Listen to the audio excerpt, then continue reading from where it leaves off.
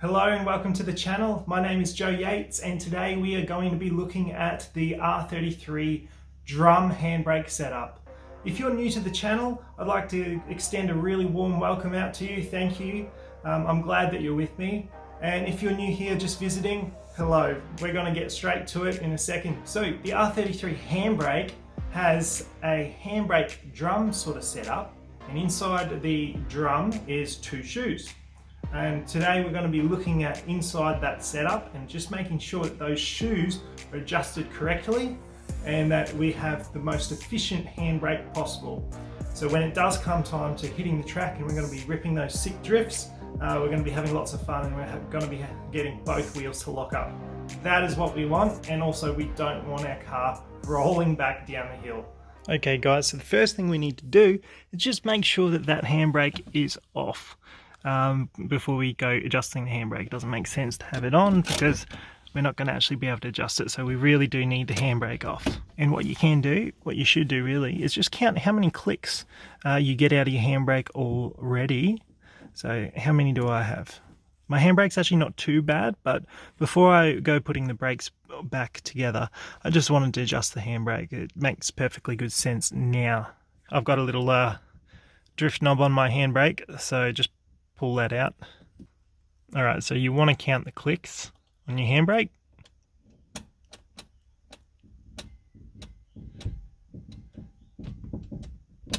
Eight's pretty good, but I've just counted probably about 10 there, even 12. That's probably a little bit too much for my liking, so we're going to adjust that. So yeah guys, you can adjust it here first. But while I've got the brakes apart, it's a good idea just to check the handbrake shoe setup. Right there you have a little rubber grommet which you can take out.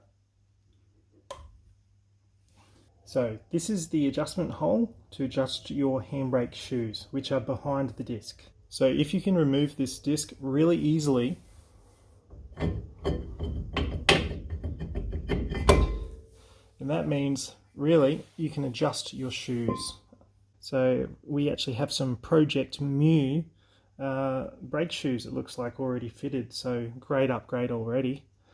So what we'll do, we'll just clean them with brake cleaner, and then we're going to look at the surfaces of the shoe material themselves and just have a look to check if there's any cracks. The actual adjustment for these is actually just underneath.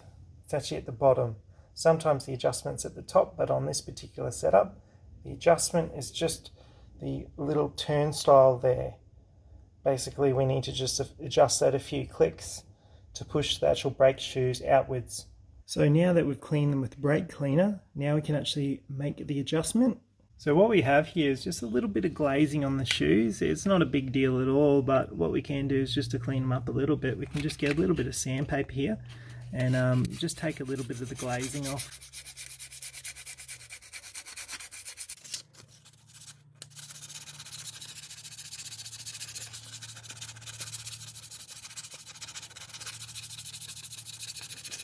And then just hit it with brake cleaner, and then on to the other side.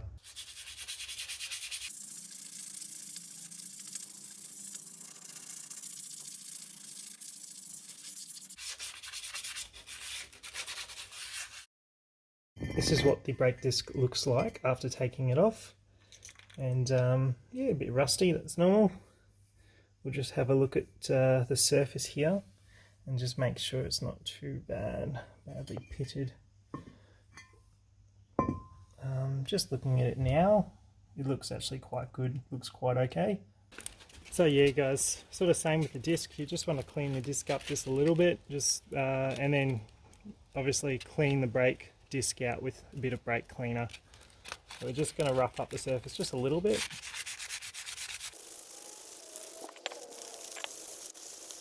So basically just cleaning up the two surfaces again, what it does is it just helps the brake shoe bind against the disc when you actually engage the handbrake.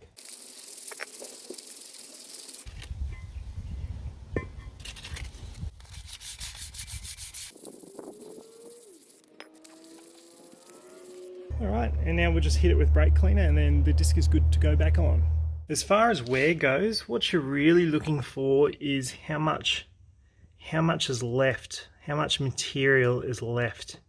You want a good couple of mil on the shoe all the way around. And you'll be able to see it, but I've got a good couple of mil at least all the way around. So just check to make sure that you've still got enough material left on the brake shoe. You should have at least a couple of mil. If not, if you're down to about a mil, it's probably a good time to look at replacing those brake shoes. So to adjust the handbrake itself, to adjust the handbrake shoes so that they're actually pushed further out, there's this little turnstile here, and if you go one way it pushes them out, or if you go the other it actually just brings them in. So you want to adjust it this way. So what we will do now is put the disc back on, but we know where to adjust the handbrake from. It's from the bottom. Okay, before we put the disc on, I've got a little tip. So we just want to get a Q-tip, which I've got here, and just where the contact points are for the actual shoe against like what you maybe call like the hub plate, say the plate for the actual shoes. You just want to put a little bit of like anti-seize copper grease just on those contact points, just a little bit, you don't need much.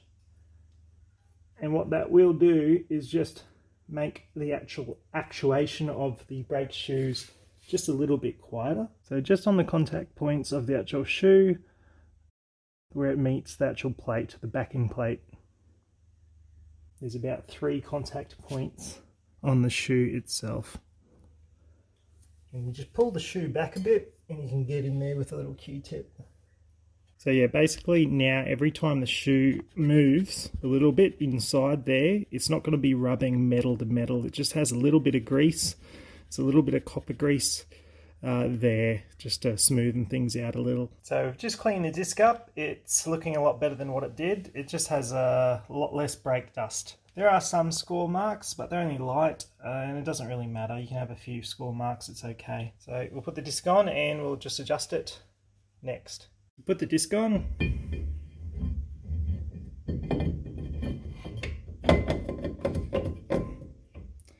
Now we want to turn it around so that this hole lines up with the bottom, about 6 o'clock position. Okay, now that we've got the disc on, we can make the adjustment to push the shoes out further.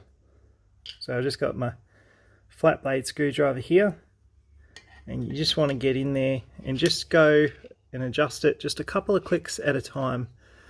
And just go one way. Pretty soon you'll realize which way you've gone, whether it gets tighter or looser. I think I'm actually going the wrong way and I've made that looser, so we'll go the other way. Now that I'm adjusting it the right way, I'm adjusting it a little bit tighter, I can actually start to feel the shoes rub against the actual drum, and that's a good sign. You want to try turn it by hand. You should be able to freely turn it, and also you should be able to remove the disc without great difficulty.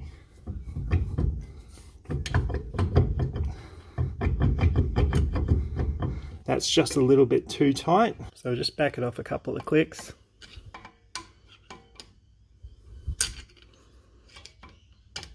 Basically, if you can't get the disc off, it's too tight.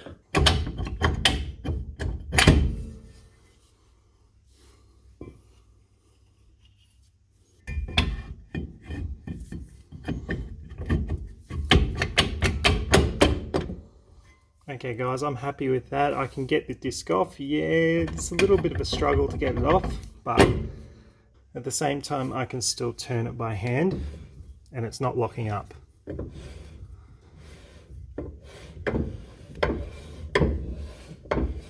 And I can feel the shoes inside just touching the disc.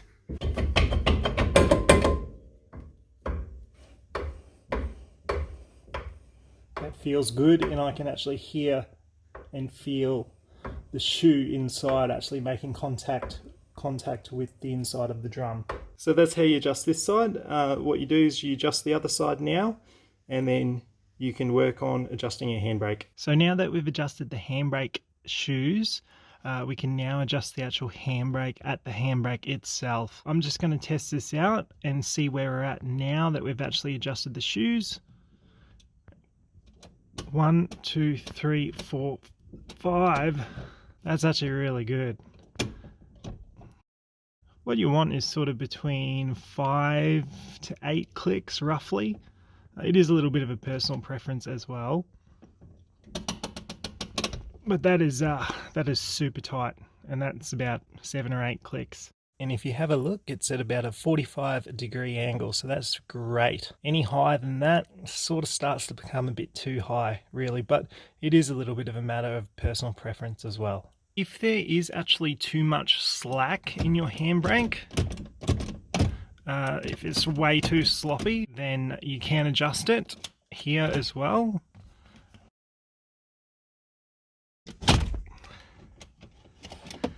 There you go. Little bit of a twist and a pull, and you can take the actual the cover for the handbrake off. Then you actually have access to the little adjuster here. So right here is the adjustment nut. That's just on a threaded bolt attached to a cable.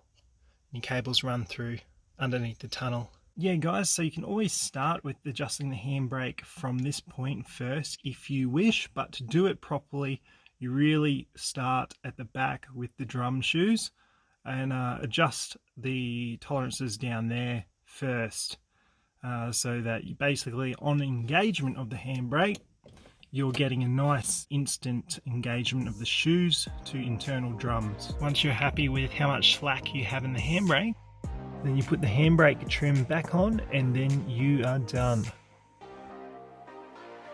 Hey guys, I really hope that you enjoyed this video and you got something out of it. If you really enjoyed this video and found it helpful, please subscribe if you haven't already and give it a thumbs up. Have a great day and I'll see you in the next one.